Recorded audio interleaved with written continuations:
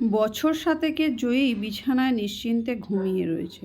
তার মা একটু আগেই তার কাছেই শুয়েছিল, কিন্তু কিছু অতিথি বাড়িতে এসে যাওয়ায় সে মেয়েকে একা রেখেই ডাইনিংয়ে গিয়ে গল্প গুজব করছে।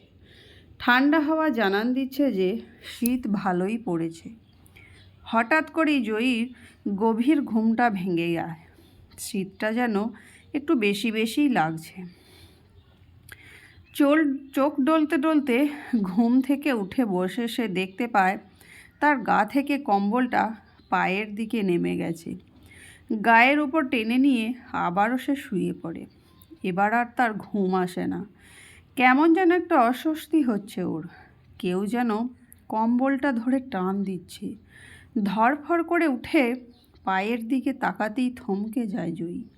তার মতোই আর একটি বাচ্চা মেয়ে তার দিকে তাকিয়ে হাসছে।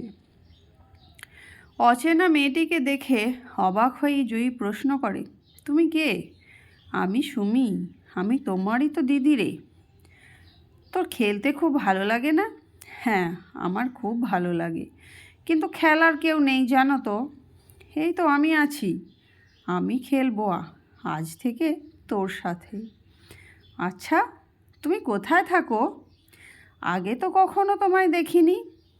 আমি এই ঘরেতেই থাকি রে, কিন্তু মা আমাকে ভালোবাসে না, তাই আমি তোমার সামনে আসি না। কেন? মা তো আমাকে কত ভালোবাসে, কত আদর করে, আর অনেক চকলেট আনে আমার জন্য। জানি না রে, আমাকে শুধু বকে আর মারে। তুমি কেঁদো না দিদি, আমি তোমাকে ভালোবাসবো। তবে আমাকে শুধু একমাত্র তুইই দেখতে পাবি। মাকে বলিস না যেন, তাহলে মা তোকেও বকবে কিন্তু। কেন? শুধু আমি কেন? তুইও আমার মতো ছোট তো, তাই। তুই যখন একা থাকবি আমি খেলতে আসবো, কেমন? আচ্ছা, আমিও তো বন্ধু পাবো, কি মজা। কিন্তু একটা শর্ত আছে। কী শর্ত? তুই এই যে আমার সাথে খেলার কথা খেলবি, এই খেলার কথা তুই কাউকে বলতে পারবি না। যদি বলিস তাহলে তোর কিন্তু খুব খারাপ হবে।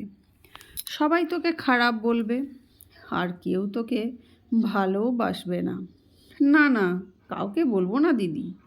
তুমি প্রতিদিন এসে আমার সাথে খেলা করবে, এটা প্রমিস করো।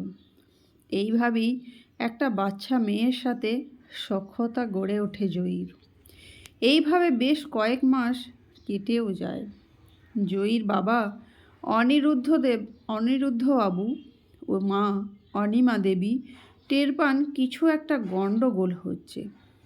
প্রায় দিনই আড়াল থেকে মেয়ের খিলখিলিয়ে হাসি, কথা বলা শুনতে পান। ছোট মেয়ের মন গড়া খেলার ধরন মনে করে প্রথম দিকে এড়িয়ে গেলেও সেদিন তাদের ভুল ভাঙে, যেদিন তারা ঘরের জানালা দিয়ে জয়ীকে এক অদৃশ্য কারোর সাথে খেলা করতে দেখে। জয়ী বল ছুঁড়ে দিলে হাওয়াতেই কেউ যেন সেই বল ধরে ফেলে আবার জয়ীর দিকে ছুঁড়ে দিচ্ছে। এই দৃশ্য দেখে হঠাৎ করে দরজা খুলে ভেতরে ঢুকে আসে তারা। জয়ী তখন হাতে বল নিয়ে তাদের দিকে তাকিয়ে রয়েছে। কার সাথে খেলছো জয়ী? ওটা কে? মায়ের প্রশ্নের উত্তরে চুপ করে তাদের দিকে তাকিয়ে থাকে জয়ী। মুখ দিয়ে তার কথা বের হয় না। ওর চোখগুলো যেন কিছু বলতে চাইছে, কিন্তু গলা দিয়ে কোনো কথাই বের হচ্ছে না। জয়ীর মা খুব ভয় পেয়ে যান।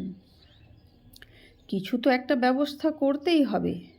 রাত পার হতে না হতেই হঠাৎ জয়ীর শরীরে অবনতি হতে শুরু করে। চোখের কোণে কালি পড়তে দেখা যায়। পরপর শরীর যেন কঙ্কালসার হয়ে যায় তার পুরো চেহারা। খাওয়া দাওয়া বন্ধ হয়ে যায়। সব সময় ঘুমিয়ে থাকে ফুলের মতো মেয়েটা। ঘুমের মধ্যেও উল্টোপাল্টা বকতে থাকে। কার সাথে যেন তর্কাতর্কি চলছে।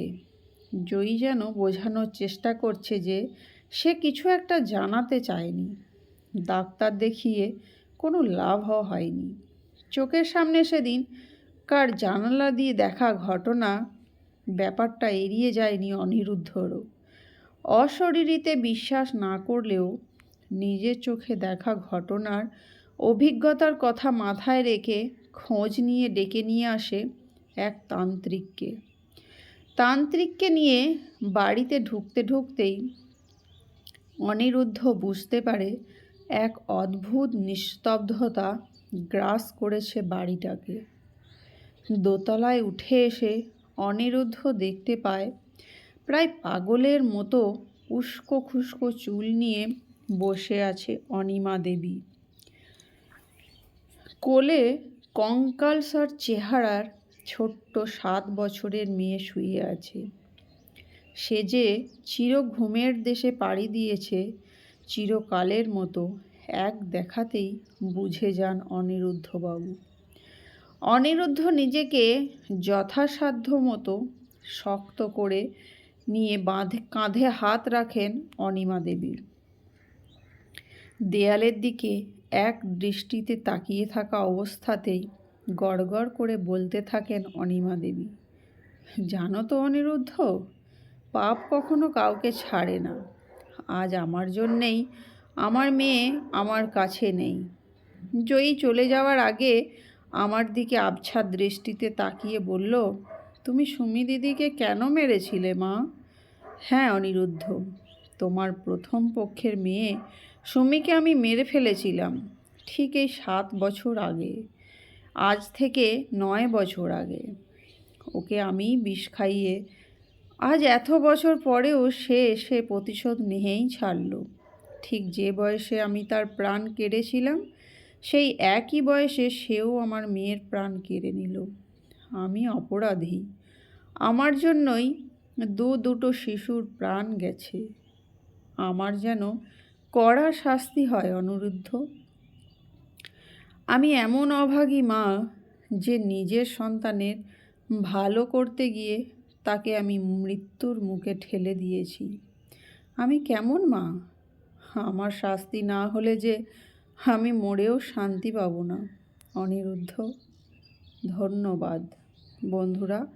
আমার ভিডিও যদি আপনাদের ভালো লেগে থাকে অবশ্যই কমেন্ট করে জানাবেন আর একটি লাইক অবশ্যই দেবেন। ধন্যবাদ আপনাদের মূল্যবান সময় দিয়ে আমার ভিডিও দেখার জন্য।